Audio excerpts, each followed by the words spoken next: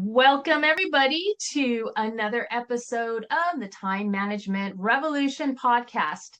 Today, I'd like to introduce you to our guest, Leisa Peterson, who is a transformational money mindset coach, a best-selling author, and financial educator who helps people revolutionize their ways and their relationship with money, drawing from over 30 years of financial services experience. She founded WealthClinic to guide individuals past financial anxiety toward holistic wealth building. She's the author of The Money Catalyst and The Mindful Millionaire, and she combines practical financial strategies with mindfulness practices. You know, I love mindfulness to create lasting transformation. Recognized by Forbes as one of the pioneering 10 women driving growth in wealth management and investing, she hosts the Mindful Millionaire podcast and YouTube channel. Leisa, welcome. Thank you, Helene. I'm so happy to be here. I'm glad you are here. There's so much to talk about today. So let's kick this off with a more detailed question about your book, The Money Catalyst, and specifically about your main character, Maribel, and she has a scarcity mindset. A lot of people have heard that, but they may not know exactly what that means. So what exactly is a scarcity mindset, and how will someone know they have one? So it is playing life to not lose out versus playing life to win and creating opportunities in your life without the fear being the motivator. Got it. So it's more defensive mode than offensive mode. Okay, I like that because it makes it very simple to understand. And so if that's scarcity, then you've already hinted about what abundance might be. What is a mindset of abundance, and why should our goal be that mindset of abundance? There is a lot of research about how scarcity affects the brain, and it limits, it contracts, it shrinks. So with the abundance mindset, what we're trying to do is create a situation where there are so many possibilities. There are so many ways to go. And now it becomes about like what feels best for you. What does your experience base support for you to do next? Like it's about being able to make decisions from a place of all these possibilities exist. What's going to make me feel good? What's going to be fun and enjoyable? What's going to bring the most, and highest return for my time invested? Okay, great. And speaking of time, I need to ask you a time management question since that's part of the name of this podcast. You're a guest on a time management podcast, and we're talking to you today about the scarcity mindset and finances and wealth. And for those people listening, tuning in for time management tips, how exactly are these different mindsets and wealth connected to time management? I have a daily meditation practice. I have for over 25 years. And what I've found is that when we are highly conscious of something like time, like money, it changes the way that we move through life. And so just like you're focusing this lens on time, I'm focusing this lens on money. And like, what are the perhaps self-sabotaging behaviors we have, and how do we stop those? Same thing goes with money, which many of us know we've got these behaviors.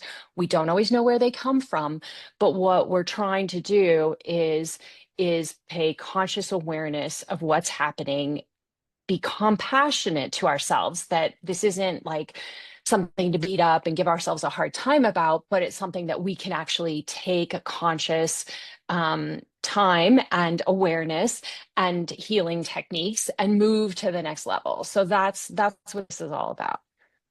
I love that. And it's so very strategic. So that's the bigger picture of the connection between time and finances and wealth management. And just looking at a tactical view, I find that a lot of my clients do spend time on their finances and not just quote unquote doing their books, but it's the worry involved, which also connects to the scarcity mindset versus abundance, looking at what are those opportunities out there versus the fear of, oh, I might not have enough. So I really like this connection, which we're going to dive into because there are so many similarities as far as the brain work. And that's a long-winded way of segueing into the never enough phenomenon. When I was reading through your materials, I was really intrigued by this because a lot of my time management clients have the same view, but not necessarily related to finance. It's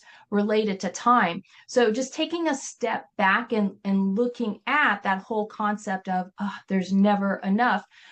What drives our persistent feeling that whatever we have isn't sufficient?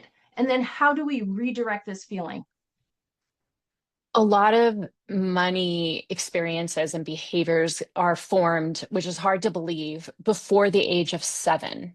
So I like to keep this in mind. Like, this is before we're even dealing with money. We're already deciding how money works in our lives, what it means, what kind of decisions we should be making before we engage with it. So what comes to me in this question is that we're trying to understand the behaviors and the beliefs and the patterns that we give to our decisions about money, and then changing those, going forward, like understanding where are those limiting beliefs and where do we want to take our lives beyond the limiting belief. But perhaps bring me back to your question, because I feel like I needed to say that, but I want to just really feel into answering your question better.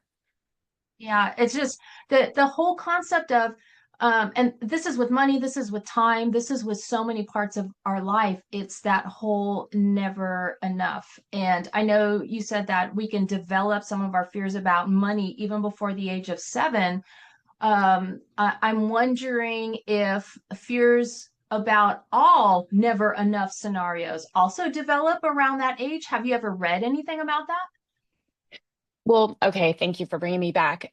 What often happens for us when we're growing up is we're picking up on the cues. So it can be the economy that was happening. It doesn't just have to be like what our parents were telling us, but like if Mhm. we're growing up in a time of a recession, or we're growing up when money was tight, or even it could just be something where a stressful situation happened in our home when we were young regarding money.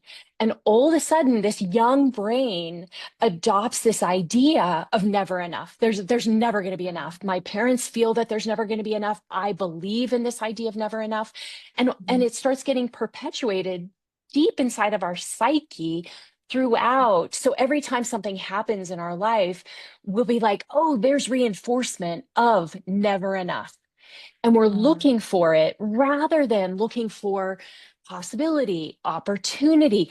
Oh my gosh, like this is where, spiritual people, you'll see them try to reinforce through gratitude practice, or through like, oh, look at the synchronicity in my life. They're looking actively for reinforcement of abundance rather than never enough, because it's so hardwired into us. Mhm. Mm. And you also say that money is sometimes used as a void filler. So, how does this narrative expose our tendency to use financial success as a substitute for emotional fulfillment? Yeah, this is consumerism. This is where it all comes from, right? Because we get a dopamine rush when we spend money. It's just one of those things. Like, they've tested it over and over again. There's something that happens biologically when we're like, ooh, here we go. So this activation of like a biological response is occurring with money. It feels good. We think that it's going to keep going like that. It's going to continue to make us feel good, but that isn't how it works. We have to continue to buy in order to get that feeling. And so, again, this isn't for every single person, but it is a very common response that is being activated that causes us to like feel like this rush of, oh, this is what it feels like to have enough. I need to keep Mhm. spending because then that makes me feel like I have enough. But it's all misperception that Mhm. is getting tangled in to our experiences with money. And I'll give you another kind of like detail that astounds me. In the United States, we make a lot more than, other countries. Yet the amount of money that gets saved beyond what's being earned is actually quite low. So you would think that people making $100,000, $200,000 a year, families, making that they could build wealth over time, but many aren't becoming millionaires. Like it's not as big of a number as you would think for the number of people that earn really well. Granted, we have taxes. Granted, it can be expensive to live, but there is a mindset happening here about the belief that I need to kind of keep up with this life versus storing money away for the future, which isn't Mhm. taught and really explained. And and the deprivation, which is also really interesting. There's a delayed gratification that you have to get really comfortable with in order to build wealth, and that's not really equated in most of the conversations that we're having about money. Definitely. I feel like a lot of times we're in a microwave society versus an oven society. In an oven, it takes a lot longer. And with the microwave, we want things instantly. So I totally get what you're saying about that delayed gratification. And also going back to this consumerism that you're talking about, that also connects to what some people view as the American dream. And I find it really interesting how there is not an official definition of the American dream. Each one of us can create our own, but a lot of times that American dream has to do with this material success. So, how do we sort this out that so many of us have a belief that the American dream that we're obsessed with is material based when it doesn't necessarily need to be, and therefore that doesn't need to be your measure of success? How do we deal with that? Yeah. I mean, I write books about it because I think it's such a complicated thing. First of all, like we're not going to solve it in this moment, but like I think that the conversation that can really help us is thinking outside of like this year and next year and the year after, but like taking a more strategic view of like what does an abundant life mean to me this year, Mhm. next year, 10 years from now, 20 years from now, spending more time thinking about like, how do I construct a life, and using my time is a huge part of it. Like, how do I use my time? How do I use my money so that it's not Mhm. just about today, but it's also about tomorrow? And what do I want that tomorrow to look like? Because as you Mhm. know, our our needs change, our view of what's important changes. But when we're Mhm. young, we think it's going to always be a certain way. Like, I love what I do. I'm going to want to do this forever. Like, I've heard that before. Well, at the end of, I'm 58 right now. It's like, like I feel very differently about that arrangement. I'm really glad and grateful that I spent time thinking about, well, how about if I do focus enough time and attention on building wealth in addition to meeting my needs today so that I Mhm. have more choices for tomorrow? So I feel like that's my best way of answering that question is we have to be like focused on today, but also thinking about tomorrow and giving them fair weight, not just 80, 90% on today and 10% on tomorrow. It's not enough. Right.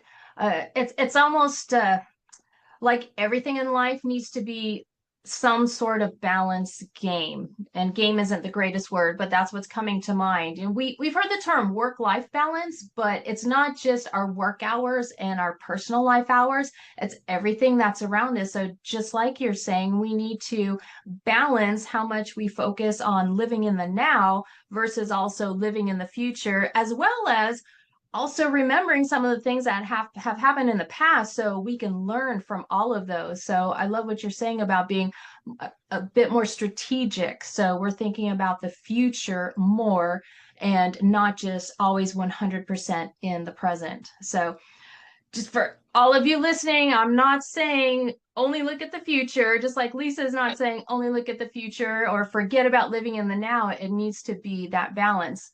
Leisa, in the Money Catalyst, part of the title comes from the catalyst that you describe in the book. So could you give us just this overall summary of what those catalysts are, what you're trying to do in this book for the reader? The philosophy of behind the book is about let's go within and understand ourselves at a deeper level before we get into the financial management piece of this. So it's both and it's who are you? What are your behaviors with money? And what you're doing through the process of these catalysts is you're awakening new viewpoints that you probably haven't thought about before so that you can be excited and inspired to say, well, maybe just because I've been doing things a certain way with money doesn't mean that it's the best way. Maybe there's some changes and tweaks and approaches that I can take that would actually help me live a more fulfilling life. Because I think that's what you're also mentioning before. It's like the balance is not, it's never about the money. The money is a tool. But the catalysts are here to instigate the fact that it is just a tool, it is important, but there's a lot of other things that you could be bringing into your thoughts and awareness that will help you live a more satisfying life. That's what each of these catalysts are helping you do. It's also a big theme with all of my work is teaching about scarcity and the insidious ways it works in your life, and then how to think differently and set yourself up for success with this abundant thinking. Are you able to give us an example of what one of those catalysts is and how we can apply it? Yeah, let me think.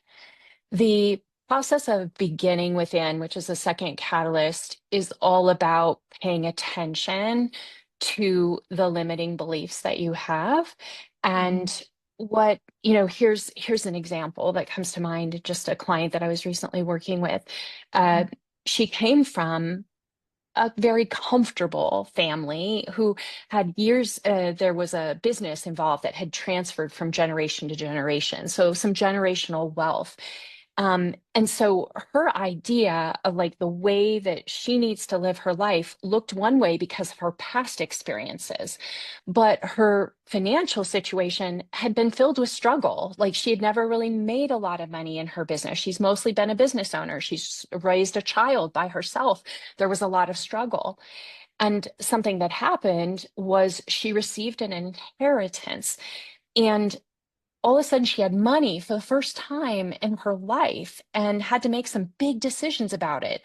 And what she knew, having worked with me, was that her past experiences of struggle were really important because she knew that she could make some really bad decisions that with this money that she didn't want to make anymore. And so working together, what we did was we uncovered decisions that could have caused her to, I'm just going to say, blow the money in a very short amount of time. And instead, we talked about assumptions of like, well, what might it look like if you bought a less expensive home that might even be outside of what your family would approve of? And yet it gives you lifetime security because you were willing to look at that. And so a few days ago, I got to go and see this home that she bought that's fully paid for. And yes, it was at a different level than maybe she had grown up for, but she's like, the freedom that I have as a result of buying something I could afford versus what my family would have thought was acceptable was like a complete mindset shift. And she's like, I couldn't have done this without somebody being involved because I was so stuck in the way the world was supposed to look that I didn't realize I could have everything I wanted and be set for the rest of my life because of making different decisions for myself. Does that make sense of like beginning within and then expanding? Totally, totally. Because I take a similar approach to time management in that, you say that money is a tool. And in my world, it's the calendar or the task app that is the tool, but it is your mind and within that's going to determine how to use all those. So that's why it is important to have this insight into yourself. So you can learn from the past, think about the present and then apply this to the future for the long term. And I love that your client was willing to take a look at that and realize that she could live below her means with this newfound inheritance and have an actually much more comfortable life. I think that I know with a lot of my clients, when they find themselves in debt, then they move further and further into that scarcity mode, and their decision making degrades because of that fear. So the better we can set ourselves up financially, that's one less worry that we will have. And related to this mindset, a lot of financial books don't delve into this. It's more about money strategies or money tactics. So what led you to go down this road? Because this is a unique type of financial book. How did this come about? Because I had been a financial advisor and helped people in the practical way for many years, I saw that some people, they just did great. Like they, no matter what I did, they did a great job with their money. It was like they were wired for success. But the vast majority, it was not just about the practical application. It wasn't just about them learning about money. Like Mhm, they didn't put the strategies in place. Like no matter what, they couldn't get out of their own way. And I was like, mhm, what is happening here? Like, we're teaching all these great strategies, and yet nothing's sinking in. And because I came from that world of like, I'm really good with money, I had to like pause and say, what's going on here? Now, what's funny is as I started to learn more about the mindset and how important it was, I started realizing that I actually had a lot of problems with my mindset. And I didn't even know about it. And what that was scarcity that was rooted from not having money growing up and struggling with it when I was so young and so vulnerable. So mhm, I had to break free of my scarcity patterns in order to create financial freedom for myself because I was always on to the next thing. I always had to have mhm, more. There was never enough. No matter how much money we had, it was never going to be enough. It was a mhm, huge shift when I knew that this work was really working for me, when I was like, you know what? We have enough. We actually have enough. We're going to be okay as long as we're careful. We have enough mhm, money to last us for the rest of our lives. Like, even that was huge for me because mhm. it was a whole rewiring of the mindset to say, wait a minute. And then I looked around out in the rest of the world and I'm like, nobody's saying this. Nobody says this. I couldn't even find people. In fact, people on my staff said, you need to stop saying this because nobody's going to want to buy from us anymore. Oh my gosh. Isn't that funny? That's how deep this Wow. mindset goes. Yes. Wow. And but I see it happening. And I think that's why a lot of people have more challenges than they need to have because in not just finances, it's almost like in all walks of our life, we're afraid of that kind of mindset. Because like you said earlier, we're so programmed to have this other mindset that can be detrimental to us.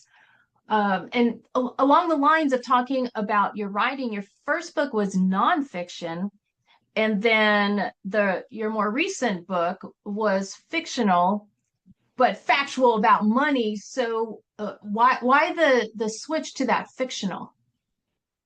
Well, first of all, writing a fictional parable is way harder than a nonfiction book. Okay.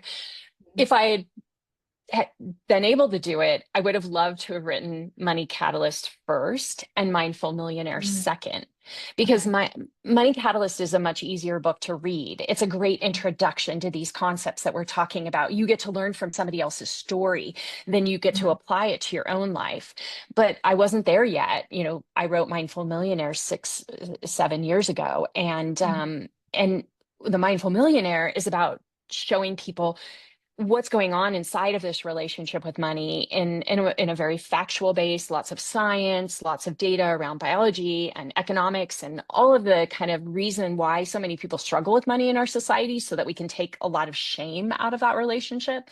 mhm, But it's more complicated. It takes somebody being really serious about it. Whereas I love how someone can come in and with a beginner's mindset, just be like, oh, that's what this is about. And that's what happens with the money catalyst. Nice. Speaking of the money catalyst and Maribel's transformation, you describe an acronym, AWAKE. The AWAKE process is a crucial part of her transformation. Can you explain a little bit what that stands for and how it works? Yeah, so this came to me because it's really just reverse engineering what I'm doing with my clients all the time. But the acronym is about first awareness. So becoming aware of what's happening in your body. This is like just in the moment with a decision, with a challenge, like very quick practice. I actually do this on my own now because the work is never done, but you become aware of what's going on in a situation. Like, what am I feeling happy? Am I feeling uncomfortable? What have you?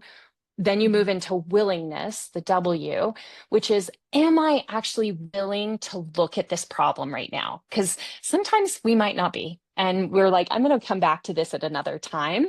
But okay, I'm willing. I'm willing to go for it. I'm willing to dive deeper. Then we move into appreciation. So, for any given challenge that we have with money, if we can reach a place of like, I appreciate that this is even coming up. Like, I appreciate that this is finally willing to like be shown to me that there's a problem here and I need to look at it differently. Appreciation keeps you moving forward. And then the next one, which I have found is the hardest one for me, maybe for other people, it's kindness. Many times, what I've found in working with thousands of people in their relationship with money is that we are very, very hard on ourselves. We expect ourselves to like have figured this all out. And when the invitation comes in to be kind to ourselves in the face of a challenge or a difficulty, I don't know about anybody else in this moment, but it's hard. Like, this is when I will typically break down. Like, this is when I'll cry because I'm realizing I had a father, and again, all these stories. I had a father when I was growing up who wanted the best for me, but instead of being compassionate when I was in a difficult situation, he would be like, double down. You can, like, keep going. You can do this. Like, there was no compassionate of the challenge, only do better next time. If I failed, you need to do better next time. You need to not make these mistakes. And so I notice that I do that same thing to myself when I make a mistake, and I don't want to give myself grace. So kindness is this letting go and de-armoring the situation inside of like, can I be kind even though I made a mistake or even though this is hard? And Mhm. the last part of it, when we kind of move through that, is embodiment. So this spells out awake, but embodiment is like, can I take what's just happened and embody the things that, I most want: an abundant life, a fulfilling life, a life of greater joy.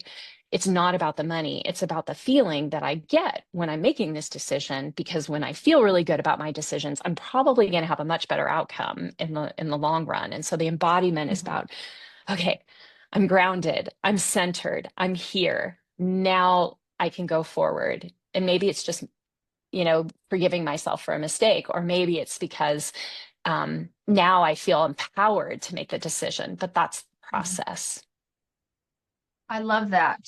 That acronym, first of all, is easy to remember the word awake. And secondly, all of those steps that you went through, they're not complicated. What might be the hardest part, in my view, is just actually doing that. Yeah, it's not like you have to be a rocket scientist or anything to understand what you just said. All of those are so doable if we just pause and take the time, and out of kindness to ourselves, we go through those steps. So I love that. And it's also great, not just for finances, but time for anything that's out there when you think about it. So thank you for sharing that. And speaking of time, since this is a time management podcast, I would like to ask you on a personal level. You are obviously successful. You've written two books, The Mindful Millionaire and The Money Catalyst. How do you manage your time? What's a best practice that you use to help you stay organized and focused throughout the day? Two parts. what I mentioned before, having a consistent mindfulness practice. So every morning when I wake up, before I even get out of bed, I go through a mindfulness, like a meditation, that breath work, meditating. I also reflect, like, who am I? What's this day about? What do I want to create? Like setting intentions. But then I also want to say I am very task oriented, very goal oriented. If I don't have a plan of like what to do, I am the best waster of time on the planet, in my opinion. But like the minute I commit to something, like I will bring it into reality. So I need to watch myself to make sure that there are commitments that I am engaged in, or I just don't know where the time goes. Oh, thank you. And thank you for being honest about sharing, what a weakness could be, or what that, damage in the chain link can be, because we don't always fess up to what we're not the greatest as. But I think that's really important because it helps us also acknowledge the fact that that's something we should watch for. And also other people out there think, oh my gosh, me too, but I still can be successful despite that. So thank you for sharing that. And right now, I would love for you to share, how can people get in touch with you? How can people find your books? What's the best way to reach you? You can always reach out, send me an email if you have a question at lpeterson@wealthclinic.com. Happy to help. But moneycatalyst.book.com is a great place to go, learn more, download the first chapter of the book, see if it's resonating. Same thing goes with mindfulmillionairebook.com. So these topics, that's a very low cost way to be introduced to what we're going for here. And wealthclinic.com/vision gets you also some meditations and first chapters of my books. Oh, nice. Thank you. And in addition to those, we're also going to list your podcast channel and YouTube channel down wherever we're posting this information, so folks can get to you there as well. Well, Leisa Peterson, thank you so much for joining us today. I really appreciate it. Thank you.